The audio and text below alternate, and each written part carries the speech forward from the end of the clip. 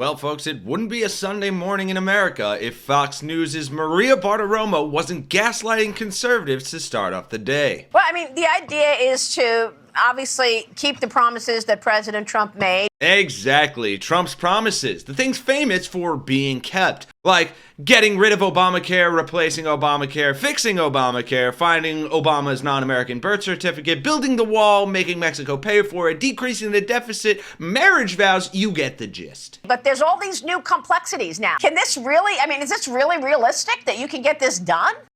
What? Did the banshee with the nails on the chalkboard voice just ask a real question, contrarian to Byron Donalds' BS about whether or not Trump's concepts of economic plans are actually feasible or realistically implementable? Folks, someone look outside and let me know in the comments if you see pigs flying, because this is insanity.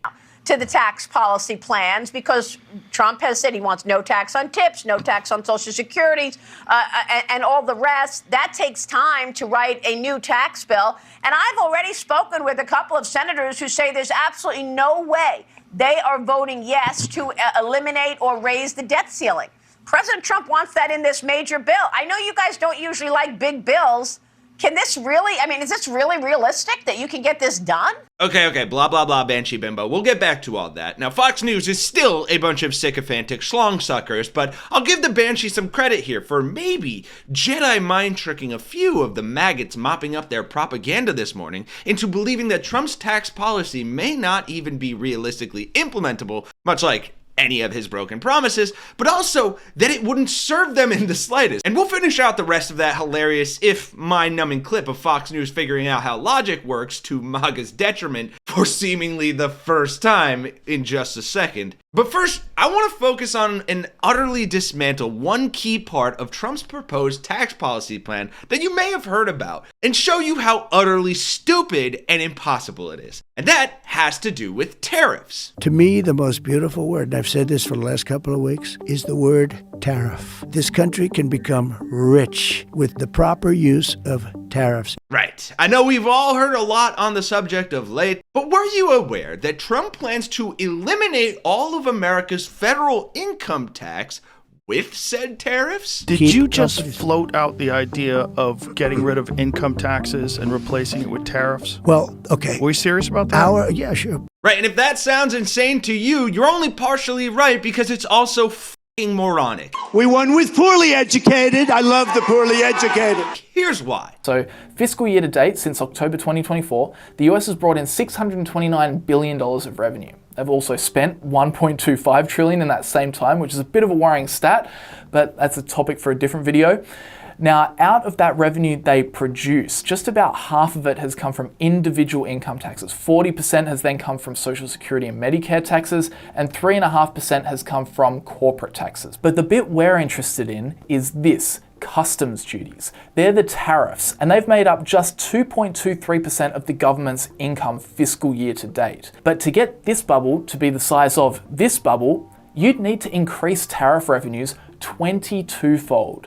Now that's a tall order, but interestingly, it's not actually the gap in revenue levels that makes this idea basically impossible.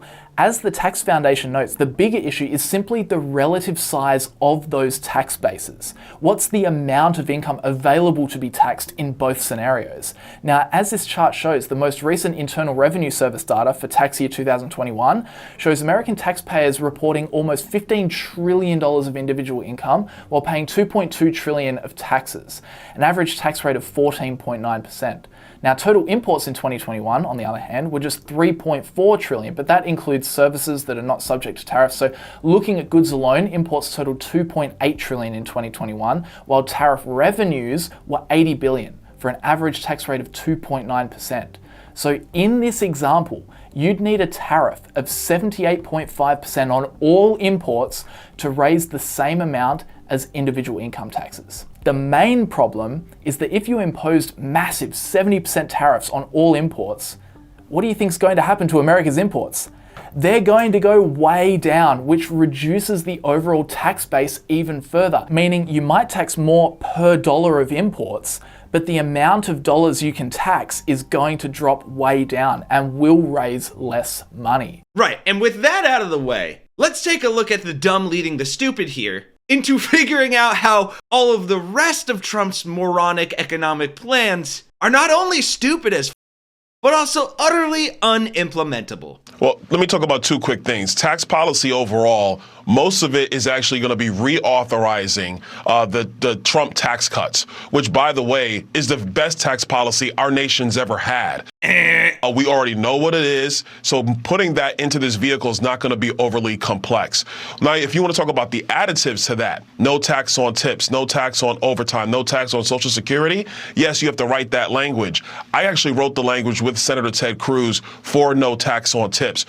And that's supposed to give us hope about this how? Wrote it late in the last Congress. That's policy that we already have drafted. You'll have to ruminate it with colleagues, get that piece through. But to debt ceiling, we have to really have a decision with the fiscal hawks in both chambers. The debt ceiling is going to be raised. The question is it a deal cut with Chuck Schumer or it is a deal cut with Republicans on Capitol Hill? That's right. I would prefer we do that deal with Donald Trump as Republicans, have the necessary spending cuts associated with raising the debt ceiling, because we have to begin fiscal responsibility on our watch. The Democrats have lied to the American people, Maria, saying that you could just spend whatever and just raise taxes. You cannot raise taxes enough to cover this massive spending. What ends up happening is Americans lose some of the features of the federal government that they grew accustomed to, and it becomes an absolute disaster for hardworking families in our country.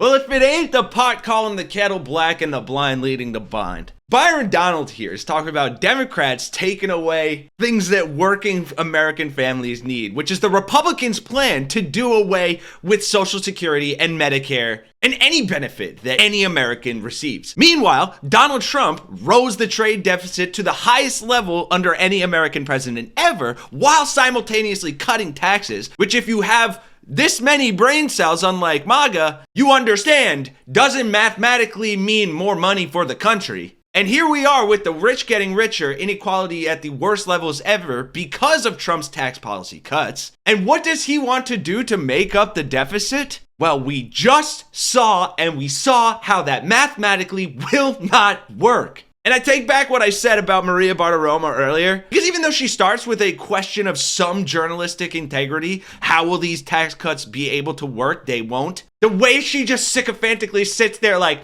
yeah, you softballed that right back to me and answered the question that I asked to set you up so you could just go on and lie and tell our Fox viewers everything that's wrong, is so despicable and disgusting it makes me want to puke on her stupid face. If you also enjoy not being lied to by the mainstream media, and Fox News in particular, consider dropping a like if you enjoyed the video and if you learned something, and make sure you're subscribed to Really American. For Really American, I'm Kenny Hesse. I'll see you all in the next one.